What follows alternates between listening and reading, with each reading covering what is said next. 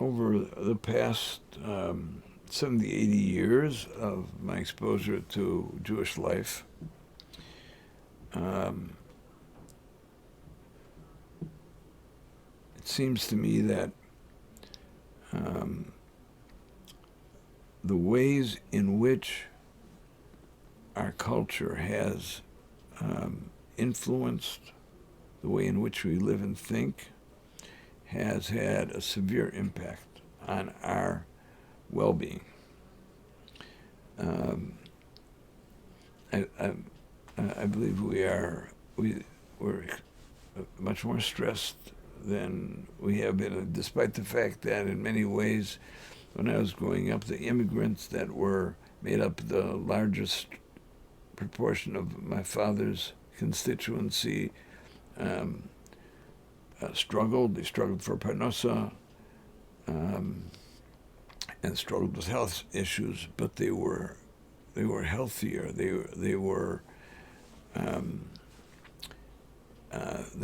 had healthier attitudes. They made things work. Their families their relationships with their spouses were such that people invested in those relationships, and the children grew up in largely healthy homes. But today, dysfunction has proliferated in ways that marriages are stressed, and the economic issues become very, very intrusive on the happiness of the home. Kids grow up in ways that they don't feel supported. There seems to be a shortage of affection and emotional support in the family. There's much more sadness, much more unhappiness, much more stress, and much more pain than I saw in the Jewish community when I was growing up, as opposed to the things that we deal with today. So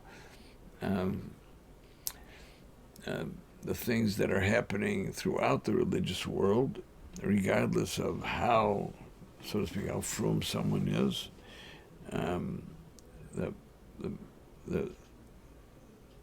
the degree of their piety does not necessarily correspond to the degree of their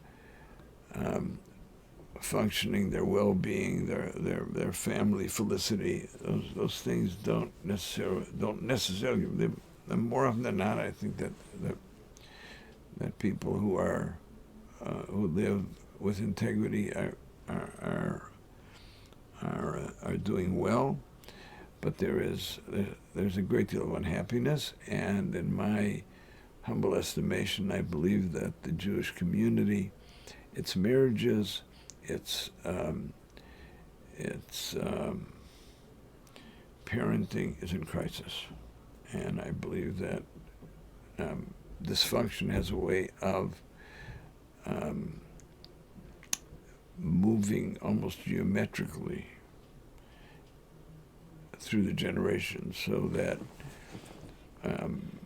what was a dysfunctional family 40 years ago is now 2 generations further, has multiplied itself by all of the children who grew up that way and are kind of exponentially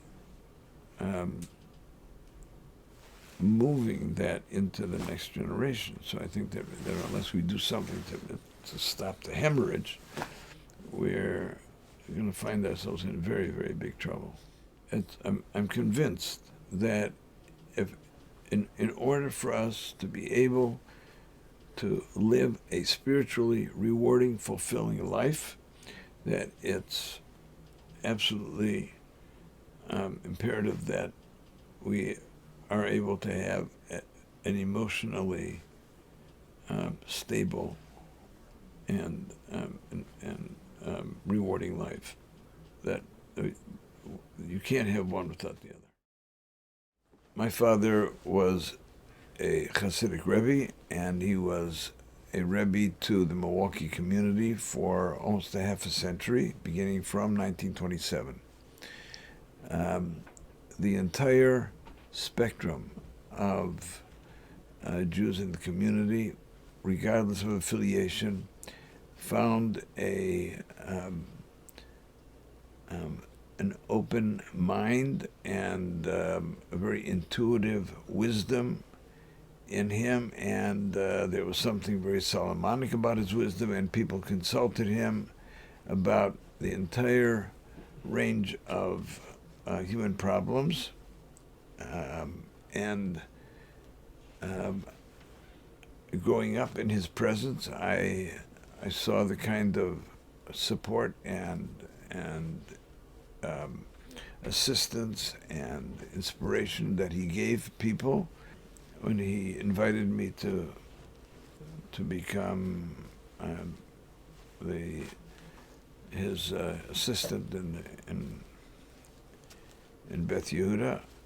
I understood that I needed some support for the kind of work that I would be doing and following in his footsteps. I did not feel that I had that gift, that divine gift that he had in understanding people. So I pursued a formal course in clinical psychology and received a master's degree in 1967 in clinical psych. Over the years, beginning with my apprenticeship to my father and subsequent to his passing, the Rebbitzin and I became counselors to not only to our immediate community, but also to the extended community here in Milwaukee, and eventually to people who sought some sort of counseling beyond the boundaries of our community, people from the East Coast, the West Coast, Canada, and even overseas. But it became very clear to us that as we were moving from that particular phase and trying to help people find some support for what they needed in order to maintain somehow what we had begun, that we were referring them for counseling to psychotherapists of a variety of psychiatrists, psychologists, social workers, and I found, number one, that it was very, very difficult to find qualified people all over the globe to be able to refer them to. Second of all, I found that by and large, that the length of time that people needed to be in therapy to be helped was quite burdensome. I found that there were many instances it was very expensive. And then, worst of all, I found that the rate of success was something less than I would have liked. So I began to look for alternative therapeutic approaches that might be much more effective, much more durable, less time-consuming over literally years in order to be able to be effective, and less costly. And on one occasion, I was together with some people from the Seattle area, and I voiced my interest, and they said to me that they believed that they had an answer, an approach that was simple, that was effective, that did not take years to work, that it was durable, and that it was reasonable in terms of cost. So I looked into it, and after I looked into it, I took 11 people from a variety of different places, some from Milwaukee, some from the East Coast. There was one from Canada, and there was 11 of us. Eventually, we recognized that we needed to make something much more formal, and that's when we started the Twerski Wellness Clinic or the Wellness Institute, to train people in our own community, meaning in the religious community, to be able to use this this understanding, to try to communicate this understanding, to disseminate this understanding in ways that we can reach more people and be helpful to more people. So I'm championing the three principles because I believe that that it is something that that we can get out into the larger Jewish community before there are crises. That this is something which is an understanding that they can, that if they're able to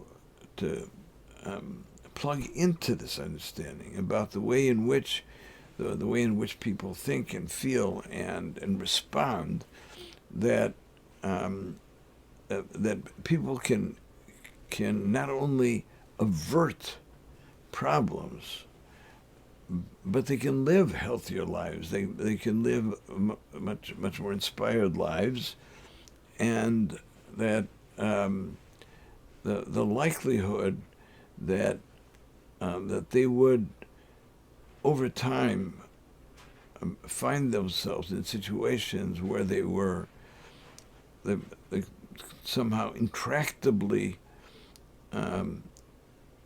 engaged in such pain that that there seemed to be no out, that we could preclude that kind of thing from happening. And the three principles are they're simple. I believe they're reasonable and logically compelling and common sense, and you don't need to go to college for 18 years in order to be able to either understand them or use them.